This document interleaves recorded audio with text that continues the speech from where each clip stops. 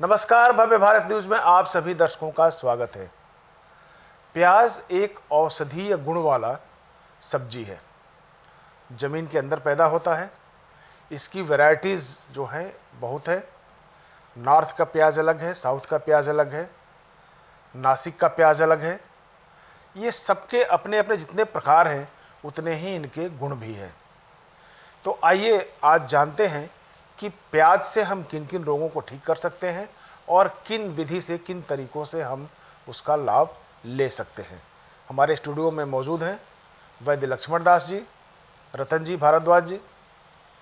इनसे हम जानने की कोशिश करेंगे कि प्याज हमारे लिए कितना आवश्यक है और प्याज का सही इस्तेमाल कैसे करना चाहिए।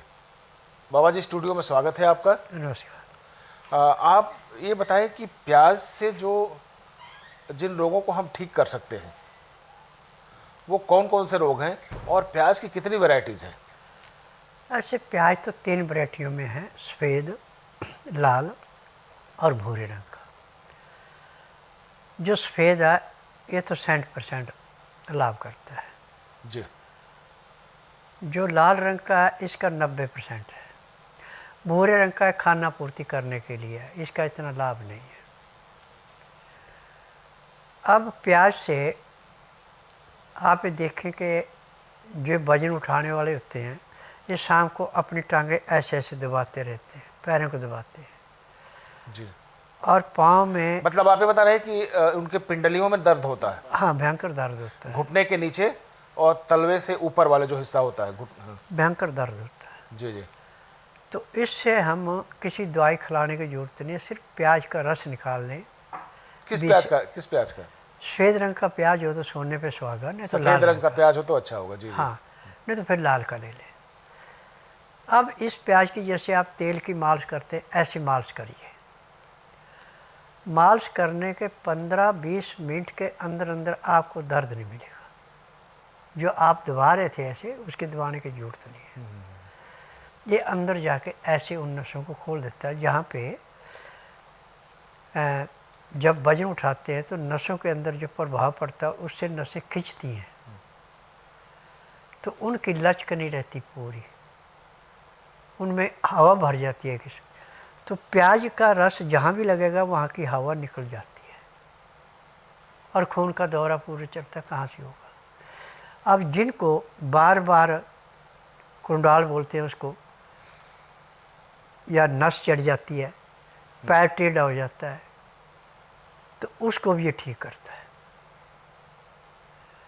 और इसका जो छिलका, ये तो एक किस्म का अमृत है, सूखा छिलका।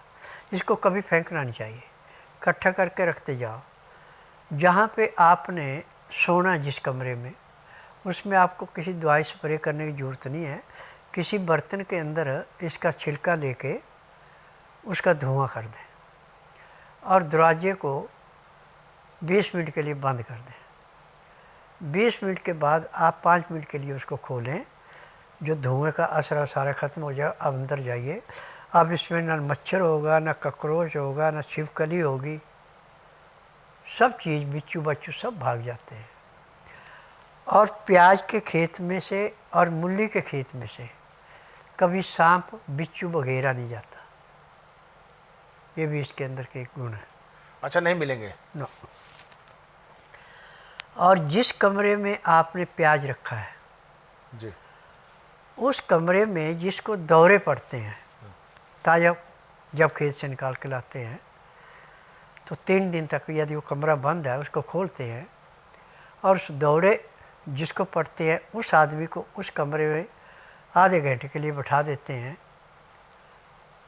तो पहले तो बेहोशा होगा, फिर उसको छींके आना शुरू होगी और उसके अंदर से बड़ा पीले रंग का बलगम निकलेगा। उसके बाद उसको दौड़ाना पड़ेगा। प्याज में इतनी ताकत है? इतनी ताकत है। अच्छा, फिर इसका एक और है। जी जी। सफ़ेद रंग के प्याज का रस निकाल लो आप, उतना ही रस निकाल लो अदरक का, जी, उतना ही रस निकाल लो आप लहसुन का। तीनों के रस बराबर हो गए, या 10-10 ग्राम है 30 ग्राम हो गए। प्याज, अदरक, लहसुन। हाँ, जी। और इसके अंदर आप 30 ग्राम शहद मिला दो। अब इसको अच्छी तरह घोल के 3 दिन तक इसको धूप में रखो, ढक्कन लगा के। 3 दिन के बाद इसको छान करके आप ड्रॉपर में डाल लो।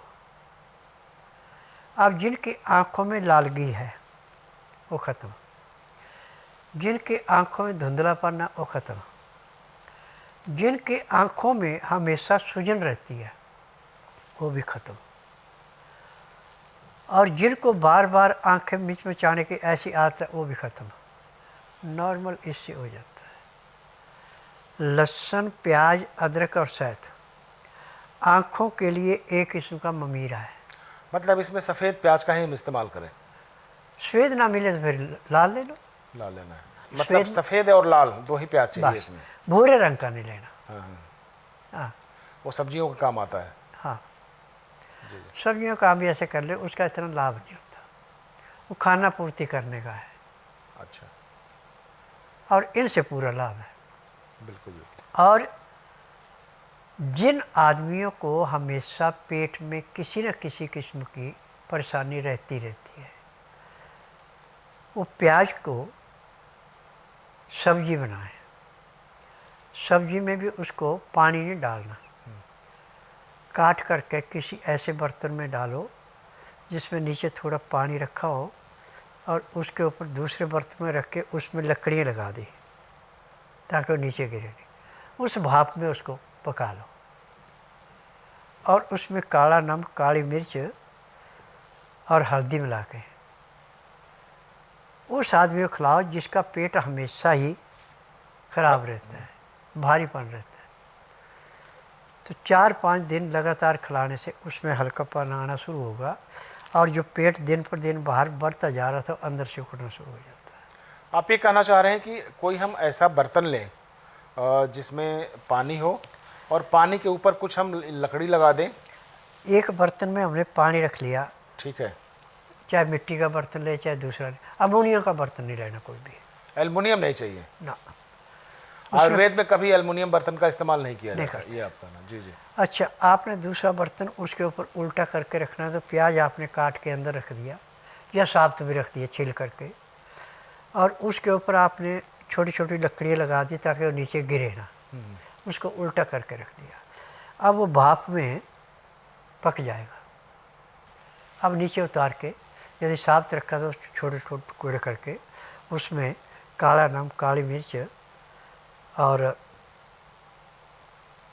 हल्दी मिला के सब्जी बना के भी खा सकते हैं, ऐसे भी खा सकते हैं। तो आंतों को ताकत देने के लिए एक किस्म का अमृता है। अच्छा, आंतों की ताकत के हाँ, लिए। जिनका लीवर कमज़ोर है उससे जल्दी काम कराता है, जिनकी पैंक्री इंसुलिन कम बना रही उससे पूरी इंसुलिन बनाता है। लेकिन बाबा जी आज तो कुकर का ज़माना है। कुकर भी जो है अमोनियम का, वो भी नुकसान करता है।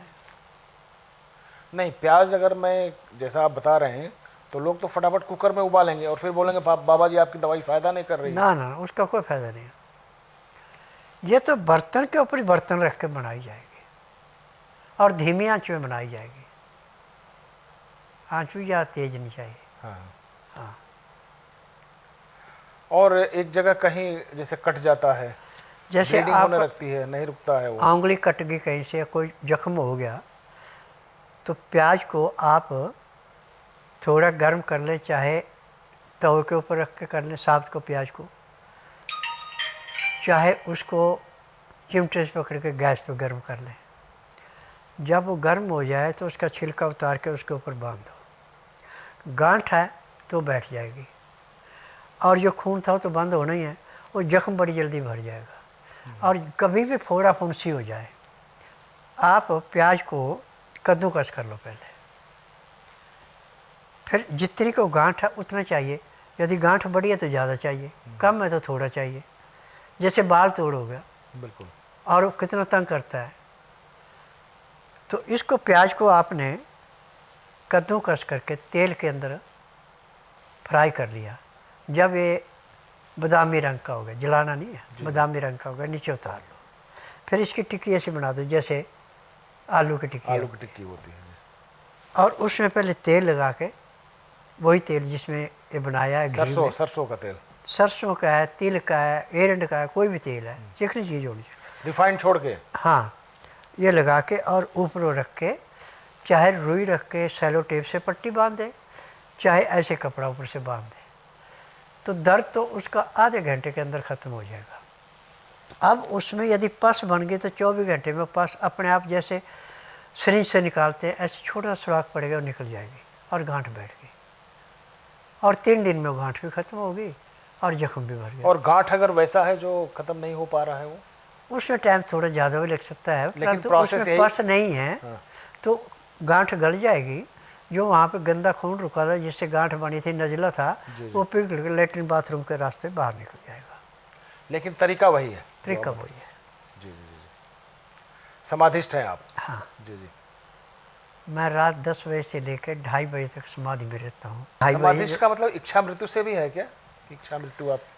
देखिए, समाधिष्ठ तो अपनी इच्छा से मृत्यु लेता है, इनके स्वभाव की मृत्यु नहीं होती। नहीं, मैं ये सवाल आपके इसलिए पूछ रहा हूँ कि और भी 1-2 लोगों से मेरी जान पहचान थी वैसे, और मैं चैनल पे भी उनको लाया था, लेकिन वो भी ऐसे वो बात कर रहे थे कि हमारी इच्छा मृत्यु है और मैं जब चाहूँगा मरूँगा। मेरे घर के लोग जल समाधि लेते थे, लेकिन वो ऐसे झट चुटकी में निकल गए कि पता ही नहीं चला, हॉस्पिटल गए और एक्सपायर कर गए। पायलट बाबा जी समाधि लेते थे। पायलट बाबा जी जी। हाँ, परंतु उनकी जीभ पे कंट्रोल नहीं था और वो शुगर से गए। मेरा जब उनके साथ संपर्क था तो मैंने उनको कहा था, देखिए, एक तो आप चाय छोड़ दो और चीनी का प्रयोग बिल्कुल मत करो। वो कहते नहीं, चलता है, रहने दो, काय कोई बात। और जो आदमी मेरा कहना नहीं मानता है ना, मनमानी करता, मैं उसको छोड़ देता हूँ। दूसरा कोई तरीका नहीं। मैं 1990 से लेके 1996 तक उनके साथ रहा, 7 साल। परंतु जब उन्होंने सारे जो बात करनी उल्टी कर जानी, मैंने कहा भाई नहीं, मेरी आपके साथ नहीं निभेगी, दूर से नमस्कार है। तो चलिए, ये रही कुछ अचूक जानकारियाँ जो हर घर के लिए फ़ायदेमंद होना चाहिए, और आप सभी समझते हैं कि आयुर्वेद का महत्व कितना है हमारे जीवन में। हमें सिर्फ इन चीज़ों को अख्तियार करना पड़ेगा। ये बात सही है कि थोड़ा सा मेहनत आपको ज़रूर लगेगा, बजाय कि आप गए और बाज़ार से गोलियां खरीद ली और उसको ले लिया। वो चीज़ें नुकसान करती है, फ़ायदा तो करती हैं आपको, लेकिन नुकसान भी करती हैं। लेकिन आपने जो तरीका बताया है ये अनुभव के आधार पे है और इसका आपने प्रयोग भी किया है, तो इसको अगर आप अपनाते हैं तो कम पैसे में आपको सटीक इलाज मिलेगा और आपका काया निरोगी रहेगा। आज के एपिसोड में इतना ही, अगले एपिसोड में फिर मिलेंगे। तब तक के लिए नमस्कार। बाबा जी, आपका भी बहुत बहुत धन्यवाद।